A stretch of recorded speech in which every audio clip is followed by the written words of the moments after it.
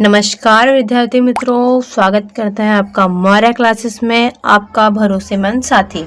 जैसे कि हमने अगली वीडियो में सिखाया था कि प्रश्नावली 5.1 के सवाल नंबर पहला और दूसरा और तीसरा हमने होमवर्क में दिया था। अब आज हम सिखाएंगे आपको प्रश्नावली 5.1 के पहले सवाल का चौथा क्वेश्चन। तो चलिए हम इस सवाल को पहले अच्छे से पढ़ते हैं, समझते हैं, उसके बाद इसका सॉल्यूशन करते हैं। तो खाते में प्रत्येक वर्ष का मिश्र धन, जबकि 10,000 की राशि 8% वार्षिक की दर से चक्रवृद्धि ब्याज पर जमा की जाती है। मतलब हमें ये कहा गया है इसमें कि किसी बैंक खाते में 10,000 रुपये हैं, इसमें प्रत्येक वर्ष 8% की वार्षिक दर से हमें चक्रवृद्धि ब्याज जमा करना होता है। तो अब हमें इसकी एक एपी तैयार करनी है। तो चलिए हम एपी तैयार करते हैं।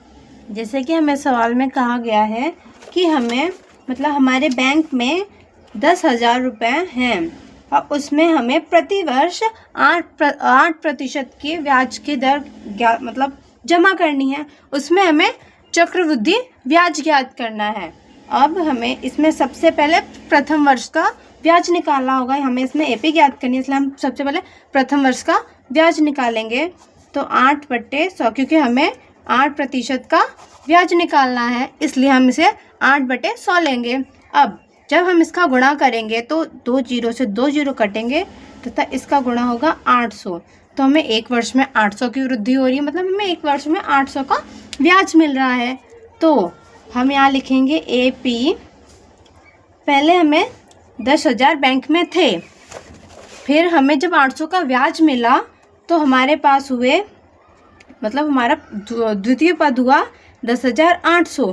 परंतु अब हमें ज्ञात करना है दूसरे वर्ष का ब्याज। अब दूसरे वर्ष के ब्याज में ऐसा तो है नहीं कि हम वही ज्ञात करेंगे, इसमें अगर सामान्य ब्याज दर दिया होता तो हमें ये जो पहला 10,000 जो हमारी राशि जमा थी हम इसे ध्यान में लेते, परंतु इसमें कहा गया चक्रवृद्धि ब्याज, इसलिए हम इससे ना ध्यान में लेके प्रत्येक ब्याज की दर को ध्यान में लेंगे। प्रत्येक जो हमारी मूल राशि है उसे ध्यान में लेंगे, प्रत्येक वर्ष की मूल राशि। तो सर्वप्रथम हमने इसे ध्यान में लिया था।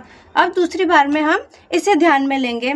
तो यहाँ पर 10,800 गुणे 8/100, तो 0 से 0 कट जाएगा। तो इसका कितना आंसर होगा? तो इसका आंसर, तो अगर हम इसका गुणा करते हैं तो इसका आंसर होगा 864। तो अब हमें 10,800 में 864 प्लस करने हैं। तो इसमें आएगा 11,664। तो हमारा तीसरा पद हुआ 11,664। अब हमने ये समांतर श्रेणी ज्ञात तो कर लिया है। अब हमें इसमें ये देखना है कि ये सच में समांतर श्रेणी है भी या नहीं, और ये ज्ञात करेंगे हम इसमें प्रत्येक सार्वंतर से। तो चलिए हम सार्वंतर निकालते हैं। हमें सबसे पहले इनका सार्वंतर निकालना है। तो D = A1 A2, तो A2 माइनस A1। तो इसमें 10,800 माइनस 10,000 करेंगे तो हमारा आंसर होगा 800। तो हमें D1 हमें 800 मिल चुका है। अब हम D2 निकालेंगे। तो A3 माइनस A2, तो हमें 11,664 माइनस 10,800 करेंगे तो इसमें तो 864 का अंतर निकल रहा है। तो इसका मतलब यह एक समांतर श्रेणी नहीं है।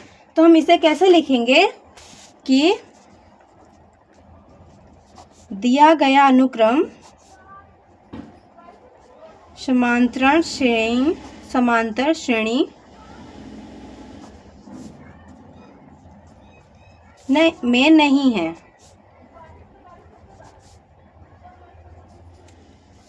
अब हम शुरुआत करेंगे क्वेश्चन नंबर 2। प्रश्नावली 5.1 के क्वेश्चन नंबर 2 की शुरुआत करेंगे। इसमें कहा गया है दी हुई एपी के प्रथम 4 पद ज्ञात करना है। जो हमें एपी दी इसमें जो ए और डी दिया गया है उसके हमें एक समांतर श्रेणी ज्ञात करनी है। उसमें प्रथम 4 पद हमें ज्ञात करने होंगे, जबकि प्रथम पद ए और सार्वंतर दिया गया है। तो अब हम इसमें सबसे पहला सवाल करेंगे।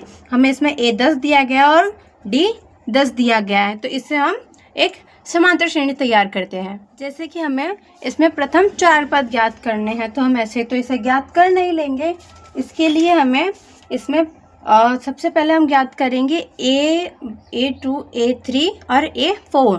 तो हमें a2 ज्ञात करने के लिए a दिया गया है। तो जब भी हम a2 मतलब सारवंतर निकालते थे उसमें हमें a2 माइनस a1 करते थे, तो इसलिए हम a2 निकालने के लिए a प्लस डी करेंगे, मतलब a1 प्लस डी करेंगे, तो जिससे हमें a2 मिल जाएगा। तो a1 हमारा 10 है और d 10 है, तो ऐसे हमें a2 मिलता है 20। अब हम a3 निकालेंगे, तो a3 का वही फॉर्मूला होगा a2 प्लस डी। तो a2 कितना है 20 प्लस 10 करेंगे तो 30 होगा। अब हम निकालेंगे a4 निकालने के लिए भी हमें a3 प्लस डी करना होगा, जिसमें हमें a3 30 दिया गया है तथा d 10। अब हमें इसमें जोड़ेंगे तो यहाँ होगा 40। तो अब हमारी AP क्या होगी, तो हमारी AP होगी 10 20, मतलब AP होगी A1 होगा हमारा 10, A2 20 तथा A3 30, A4 40। ऐसे ही ये हमें एक समांतर श्रेणी मिल चुकी है। चलिए क्वेश्चन नंबर 2 देखते हैं। यहाँ पर हमें क्वेश्चन नंबर 2 में a-2 दिया गया है तथा d 0 दिया गया है। चलिए अब इसका भी हम सॉल्यूशन करते हैं। हमने यहाँ पर सवाल उतार लिया है, जैसा हमने पहले सवाल में किया था इसमें भी हमें ऐसा ही करना है। जैसे हमें a और d दिया गया है तो हम सबसे पहले ज्ञात करेंगे a2 को ज्ञात करने के लिए a1 प्लस ad, ये फॉर्मूला हमें याद रखना है। तो a1 प्लस d, तो -2 प्लस 0, तो इसका तो -2 ही आएगा। तथा a3 ज्ञात करेंगे तो उसमें a2 प्लस d, तो हमें d तो 0 दिया है, तो 0 प्लस माइनस, तो इसमें भी हमें -2 मिलेगा। तथा a4 जब ज्ञात करेंगे तो उसमें भी हमें यहाँ पर a3 प्लस d करेंगे, तो यहाँ पर -2 प्लस 0, तो ये भी हमें -2 मिलेगा। तो हमारी समांतर श्रेणी होगी 2 -2 तथा -2, ये होगी हमारी समांतर श्रेणी। अब हम यहीं पे वीडियो का समाप्त करते हैं तथा आपको घर पे प्रैक्टिस करने के लिए हम कुछ क्वेश्चन दे रहे हैं, जिनसे आपको ये सवाल बहुत ही अच्छी तरीके से समझ आ जाएंगे। तो आपको प्रश्नावली 5.1 के क्वेश्चन नंबर 2 के क्वेश्चन नंबर 3, 4 और 5 घर पे प्रैक्टिस करनी है। धन्यवाद।